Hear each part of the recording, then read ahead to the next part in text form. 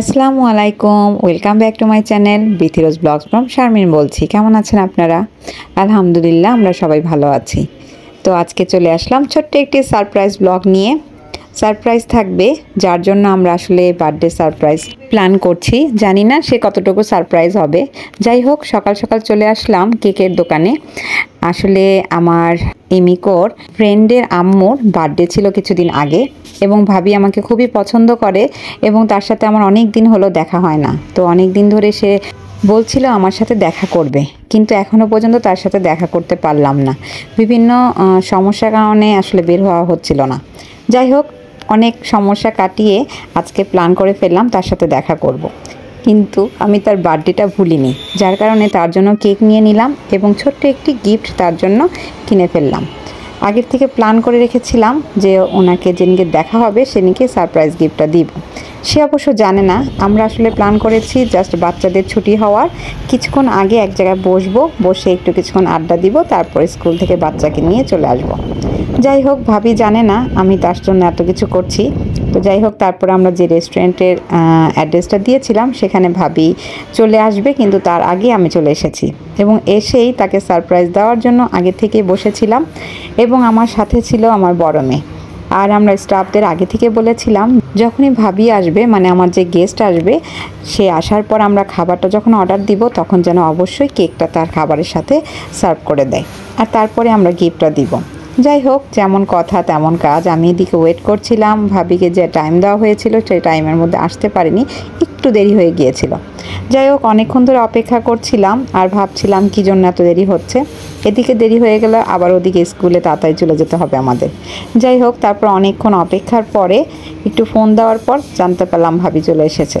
যাই হোক, তারপর অপেক্ষা শেষ হলো, ভাবি চলে আসলো। ভাবি চলে আসার পর খুব ভালো লাগছিল। সে ছোট্ট কিউট বেবিটাকেও সাথে করে নিয়ে এসেছে। ভাবি জানে শুধুমাত্র তার সাথে আমি দেখা করতে এসেছি। সে অনেক দিন ধরে বলছিল, যার কারণে তার সাথে দেখা করতে চলে আসলাম। কিছুক্ষণ আড্ডা দিব, তারপর চলে যাব, এতটুকুই। কিন্তু এর বাইরে যে সারপ্রাইজ প্ল্যানটা করে রেখেছি সেটা আর ভাবি জানতো না। যাই হোক, তারপর ভাবি বাচ্চা দুজনে বসলো। আমরা বসে বসে একটুখানি গল্প করলাম। এর মধ্যে থেকে আমরা খাবারের অর্ডারটা দিতে চাচ্ছিলাম, যেহেতু ভাবি এতক্ষণ আসেনি, যার কারণে আমি ওয়েট করছিলাম খাবার অর্ডারটা আসলে একসাথেই দিব। এরপর ভাবি আমাদেরকে বলল সে আজকে আমাদের ট্রিট দিবে কোনো একটা কারণে, সেটা আর আমি নাই বললাম। কোনো একটা কারণে সে আমাকে ট্রিট দিচ্ছে আজকে। তো যাই হোক, তারপর আমরা খাবারটা চয়েস করে আমরা খাবারটা অর্ডার করে ফেললাম। আর আমি তো আগে থেকেই বলে রেখেছিলাম যে খাবার যখন সার্ভ করবে তখনই সারপ্রাইজটা দিব। এর মধ্যে থেকে আমরা খাবারটা অর্ডার করে ফেললাম। খাবার যেহেতু অর্ডার করা শেষ, এই সময়টুকুতে কি করব, যার কারণে গল্প করছিলাম ফাঁকে ফাঁকে কিছু। ওই যে আমি ছবি তুলি সবসময়, একটু ভিডিও ক্লিপ নেই, আর এই যে কিউট বেবিটা ওকে নিয়ে দুষ্টুমি করছিলাম। তো আমাদের ভালোই সময় কাটছিল, একটু গল্প করছি, একটু মজা করছিলাম বাচ্চাটার সাথে। তার মাঝে আবার কিছু ছবিও তুলে নিচ্ছিলাম। ভাবলাম যেহেতু আমাদের হাতে খুব কম সময়, এই সময়ের মধ্যে আমাদের আবার চলেও যেতে হবে, যার কারণে তাড়াতাড়ি আমরা একটু ছবি তুলে নিই বা একটু ভিডিও ক্লিপ করে নিই। যাই হোক, তারপর আমরা ওই কিউট বেবিটাকে নিয়ে খুব মজা করছিলাম আর সময় কাটাচ্ছিলাম। এই রেস্টুরেন্টটা অচেনার কিছু নেই। এই রেস্টুরেন্টে তো সবসময় আমি যাওয়া আসা করে থাকি। এর আগেও আপনারা কয়েকবার আমার ব্লগ দেখেছেন এই রেস্টুরেন্টে। এই রেস্টুরেন্টটি হচ্ছে মাস্কাট প্লাজার দিকে। আমি প্রায় আসি, আর বিশেষ করে আমার আম্মুর এবং আমার বড় মেয়ের জন্মদিনটাও এখানে করা হয়েছিল। আর মাঝে মধ্যে তো আমরা আসি ডিনার করতে। যাই হোক, নতুন করে বলার কিছু নেই, আমরা অপেক্ষা করছি আর দুজন মিলে গল্প করছিলাম। এইটুকু সময়ের মধ্যে আইকো একটু একটু ক্লিপ নিয়ে নিচ্ছিল, আর ওই যে পিচ্চি কিউট বেবিটা ও বসে বসে সুন্দর করে গল্প করছিল। যাই হোক, আমরা অনেকক্ষণ ধরে অপেক্ষা করার পর একটু একটু করে খাবারগুলো এখনই সার্ভ করে দিবে। তো আইকো আবার এর মধ্যে ওই কিউট বেবিটাকে নিয়ে একটু ঘোরাঘুরি করছিল। ও সুন্দর করে কথা বলছিল, ভালোই লাগছিল। এর মধ্যে আবার খাবার আসার আগেই একটু সময়ের মধ্যে দেখলাম আইকো এই কিউট বেবিটাকে নিয়ে সুন্দর সুন্দর স্ন্যাপচ্যাট তৈরি করছিল, আর সেটা দেখে সে খেলিয়ে হাসছিল। তারপর সেই অপেক্ষার প্রহর শেষ হলো, আস্তে আস্তে খাবার চলে আসলো। আমরা কিছু স্ন্যাক্স আইটেম অর্ডার করেছিলাম, যেহেতু এমন একটা টাইম যেটা সকালও না, আবার সেটা দুপুরে লাঞ্চের টাইমটাও না। আর এখন যেহেতু আমাদের চলে যেতে হবে, জাস্ট শুধু স্ন্যাক্সের অর্ডার করেছিলাম। স্যুপ অর্ডার করেছিলাম, তারপর মোমো অর্ডার করেছিলাম, ক্যাসোনাট সালাদ অর্ডার করেছিলাম, সাথে ফ্রেঞ্চ ফ্রাই কিউট বেবিটার জন্য, আর সাথে ছিল ড্রিঙ্কস। এই তো তারপর খাবারগুলো একটু একটু করে আসতে শুরু করলো। ভাবি আর আমি গল্প করছিলাম। তা আমাদের প্ল্যানটা যেরকম সেরকমই চলছিল। ভাবি কিচ্ছু বুঝতে পারেনি।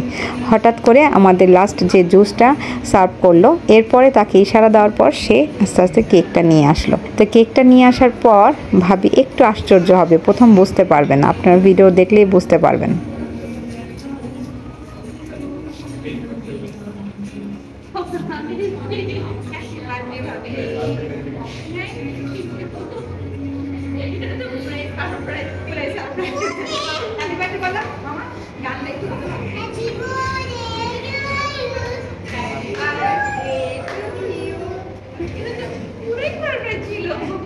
ভাবি সত্যিই সারপ্রাইজ হয়ে গিয়েছে, এটা দেখে সত্যিই খুব ভালো লাগছিল।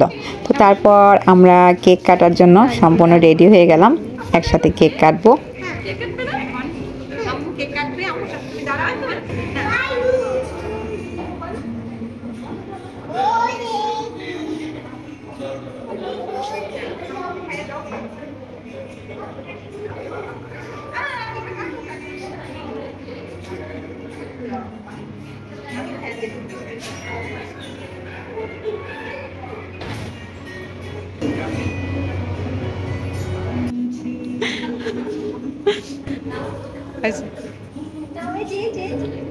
নাও নাও মামা নাও।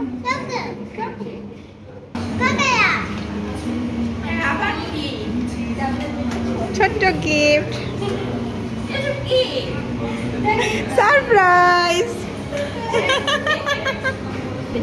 সমস্যা নেই, সারপ্রাইজ। একটা টিস্যু, টিস্যু দাও আমাকে।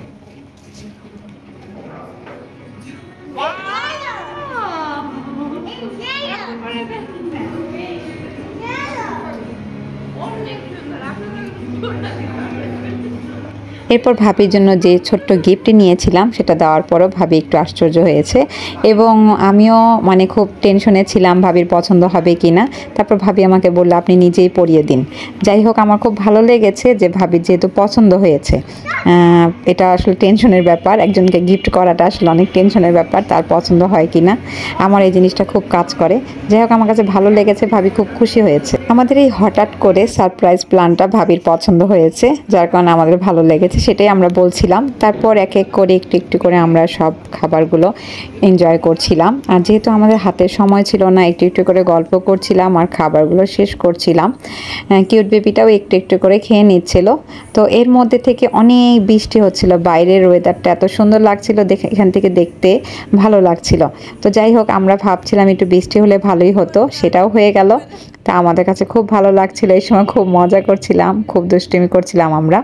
তো খাবারের পাশে পাশে আমরা বৃষ্টি দেখতে দেখতে উপরে চলে গেলাম।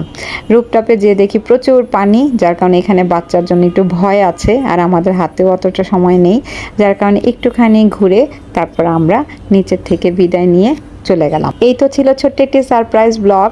আমি ভাবিকে সারপ্রাইজ হয়তো করতে পেরেছি।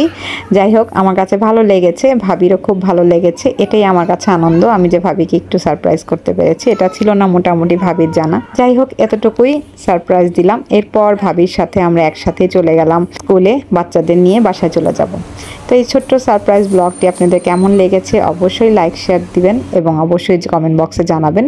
নতুন কোনো ব্লগ নিয়ে আবার আসবো। আজকে এ পর্যন্তই, ভালো থাকবেন সবাই। এতক্ষণ সঙ্গে থাকার জন্য ধন্যবাদ। আসসালামু আলাইকুম।